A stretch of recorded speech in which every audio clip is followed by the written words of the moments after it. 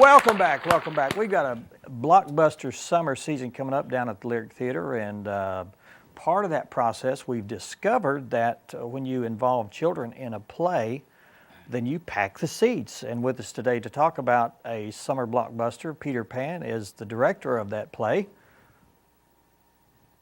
Darrell Whorton. Darrell Whorton. I gotta wait. You know, he wait mentioned for it. Packing the seats, but you also introduce kids into a possibly a new venue that they fall in love with. And that's part of it. You've got workshops. Yes, we actually started the workshop this past Monday, so we've had 2 days so far. And that's one of the things I told the parents. I said, if you will look at the other cast, there's a large group of 13 to 18-year-old people, and most every one of those started in our workshops and they fell in love with it. Right. And those people go on year after year. Yes. And because they love it, you know. Yeah. Till they get to be our age, and then you're like, and we talk about auditions. I mean, even us, all three of us have auditioned for plays, and we talk about auditions being the hardest part of the entire process. It's not getting up in front of people, it's not learning the lines, it's that audition is terrifying for some reason. And I've tried to talk to those kids. I said, you know, these workshops, they help with that. The kids who get the parts, those teenagers and stuff, are the kids who have been in the workshops. well, they start, it seems like, being used to being in front of an audience, and there's a certain bit that will help calm that. Well, it's a confidence thing. You're actually teaching them on-stage confidence and what to do in a situation. Yeah, big thing. We had at auditions this year. We had auditions for the children and for the adults, but the very first audition person to get up, one of the little boys got up, and he had a monologue learned and a song learned, and he just went right through it. And one of the little girls, it was her first time ever to be there, and she was on the front row. She jumped up out of her seat and ran back there, and she said, I can't do this, I can't do that, no, I can't do this. Oh. And she left, and we were able to talk her into coming back the next day and go ahead and audition. But those little guys who've been in the workshops, you know, we help them know what to do and how to do and what the directors are looking for. And so the workshops are really important. One thing I got to interject here is it's not the end of the world for those people that don't make it, because the director or the technical crew they're looking for something specific in either what the character is or the role that they're playing. So you may come back for something else, and you may be picked first. Perfect. You can't be cast in everything. Yes. You know? And even casting this show, and I've heard other directors say this, that you could easily cast 2 or 3 shows out of that group of people. But usually there's one person that comes through that they look the part, they sound the part. And you just envision them in that part, and you just see them as that person. Yeah. And it's tough because I've told my workshop this week, I said we become a little family by the time this show is over with. And it's tough because even this past show, you know, some of my best friends did not get the part they wanted. And it's like, but and it's unfortunate, but it's part of the process, and you just have to, you know, and come back and again. We've all been there, I think. At least cool. I have been. Yeah, I mean, there's no point in being up.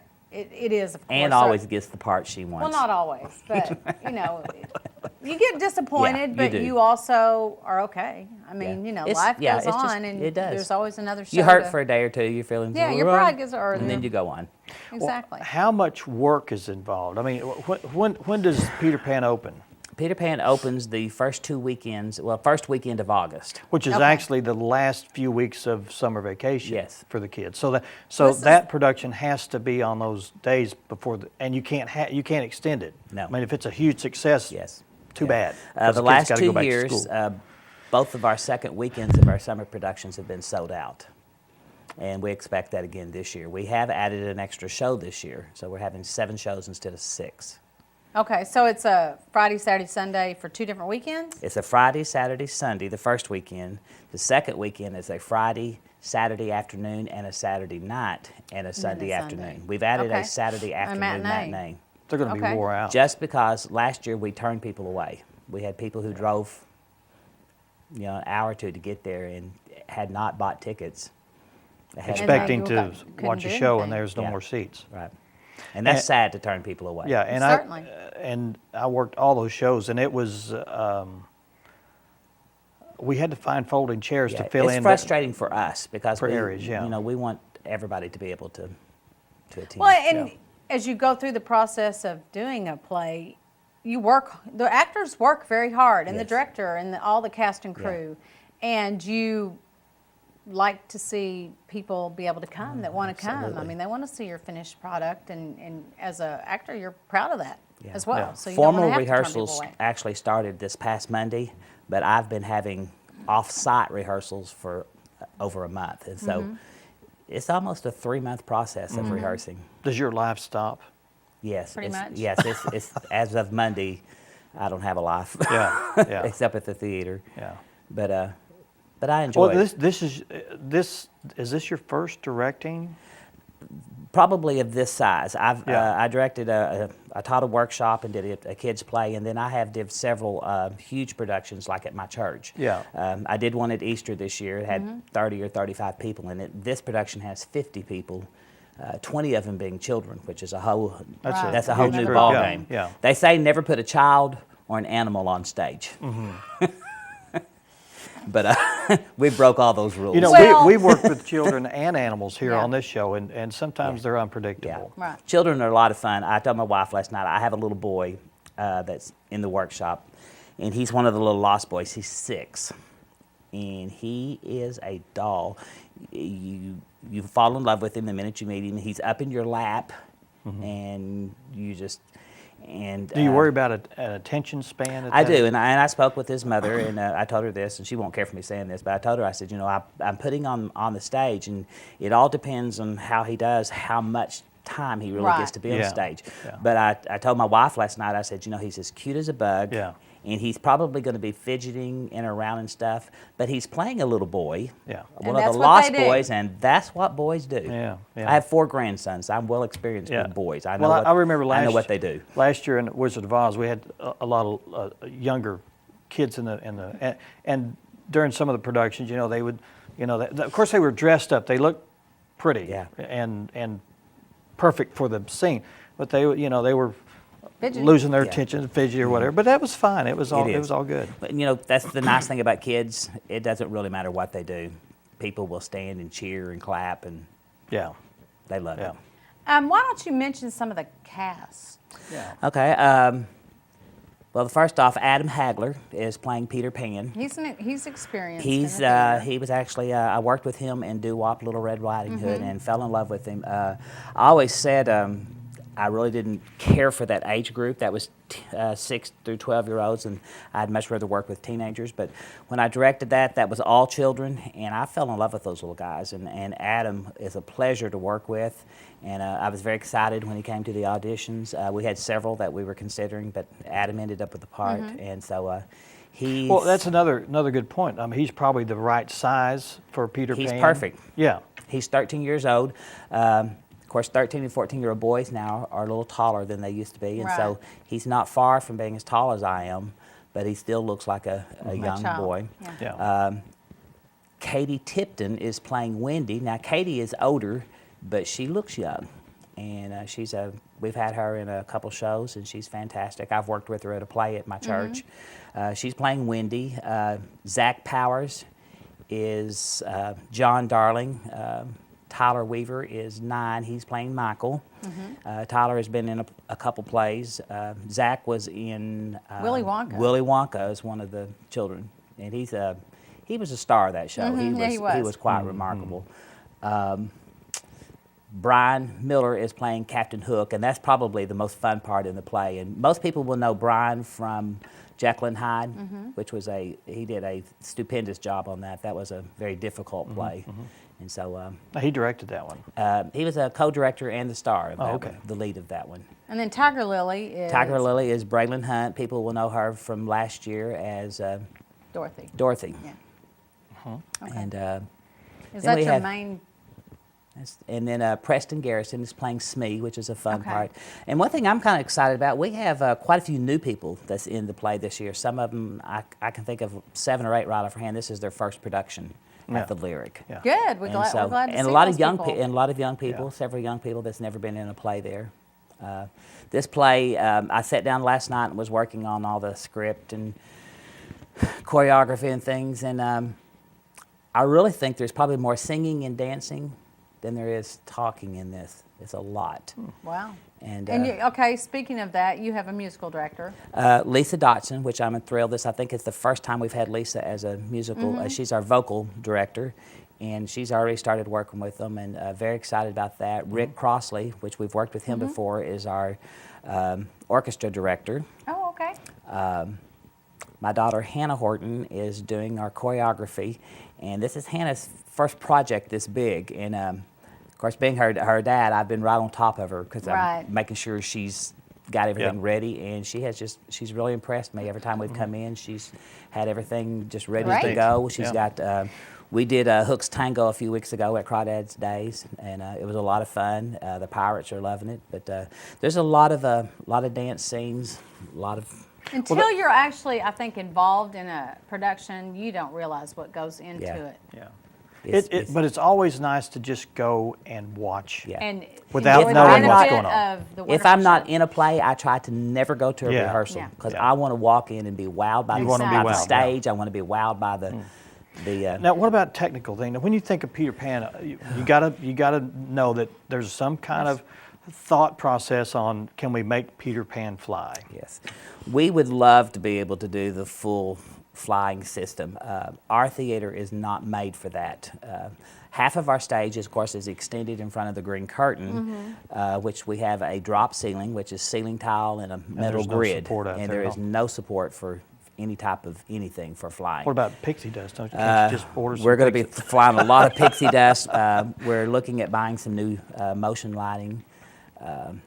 We're going to do what we call theatrical flying, and I'm not going to tell you how we're going to do it because hopefully we want it to be a surprise. You know, we're a theater, and so some things can be done differently. Dan and I are actually working on a little bit of a project to do some flying. Well, you know, something we haven't mentioned, there's Tinkerbell. Is that going to be that's going to be a technical kind thing. of an imagination? Yes, Tinkerbell is actually a light that flitters around. Don't tell that. He just did.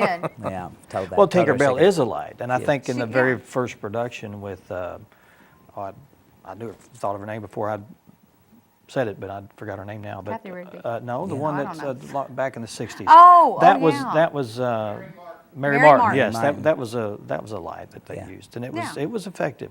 But before we run out of time, I want to let people know about Tickets. tickets. Last year, we spent hours and hours and hours and Days. frustration and categorizing and keeping up with all the hand printed or actually computer printed and then hand sorting of tickets And because hand numbered. this was one of our first productions that was reserved seating. Yes. And the problem with having a large cast like that, you'll tend to find someone that will buy a ticket, come in early, put their coat on a spot In the best seats. in the best seats, and they'll, it just. So we decided on reserved seating. What happens is we have people stand in line an hour and a half to get front row seats. And they don't. And then when they get inside, there's all these coats and things laid over seats that parents or It just whoever. causes a lot It's of just- frustration. And, Which you can understand, but it is a frustrating situation. and then we have to deal with that, and so Yeah. we worked really hard to eliminate that. So this year we're very excited to be able to have a software program where you actually be able to go to our website. There'll be a tab there that says Buy Tickets. You'll click on it. It'll take you to a screen. It'll give you a blueprint of the seating chart. You'll pick the seat the that seat you that you want. want, yeah. Just If like it's- the real deal. Just like anywhere else where you would buy tickets. Right. We will have reserved seating. About the first front half of the floor will be what we call premium seating. Those tickets will be $18. And then the back half of the floor area will be $12 for adults. And then we have the balcony, and those will also be $12. So you'll have premium seats, $12 for adults, $10 for students and senior citizens, $8 for children. And Which then are what children age? are 12 and under. And then if you want reserved premium seatings, it's an additional $6, whatever category you. So Well, when will tickets be available to buy? They're available now. you can okay. go on and Yeah. That's awesome. People are excited about that. I've got people, we're 2 months out, but people are wanting to buy tickets because Sure. And not everybody wants to sit on the front row. I never sit on the front row. That's not where I like to Right. sit. I have a place I like to sit, and so that's what people want. They've got Is that a premium seat or is it not? yeah, it's premium. Okay. Yeah. I like about the middle of the floor. I don't want to be in the very back, and I don't want And to be there's in the really no front. bad seats in the Lyric. And I tell people, quite often I sit in the balcony because you're up high and you can see down on the floor. Last year we did Wizard of Oz, and they had a beautiful Sure. gold yellow brick road painted on, And on you the couldn't floor. hardly see it could unless see it you And from you the could not balcony see really it well. very well unless you were up in the balcony. And it was just kind of nice being able to watch Yeah. Dorothy walk Right. the floor in the yellow Yeah. brick road. Yeah. So I Peter wa- Pan, I'm Okay, sorry, go go ahead. ahead. I was going to say Peter Pan again and give us some dates.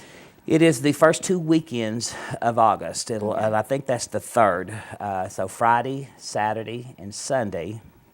And then the second weekend will be Friday, Saturday afternoon, Saturday night, and then Sunday afternoon. And get your tickets now And, at get your tickets. Go on to the www.ozark.org. Ozark Arts Council.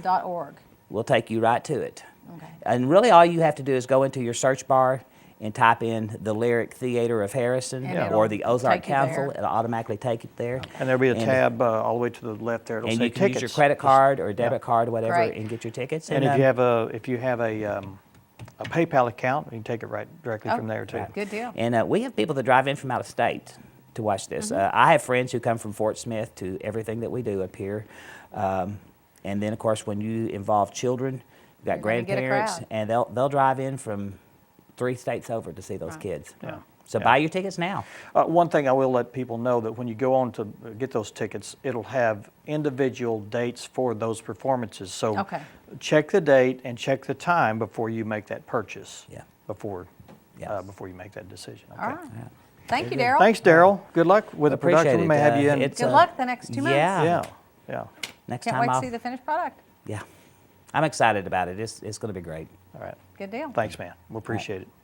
Up next, we're going to talk with Ian Reynolds. He's actually the operations manager here at Hometown TV, and he'll be talking about some of the new things that are going on, some additions, and some. It's exciting for us. Okay. Maybe exciting for you. Stay with us. We'll be right back.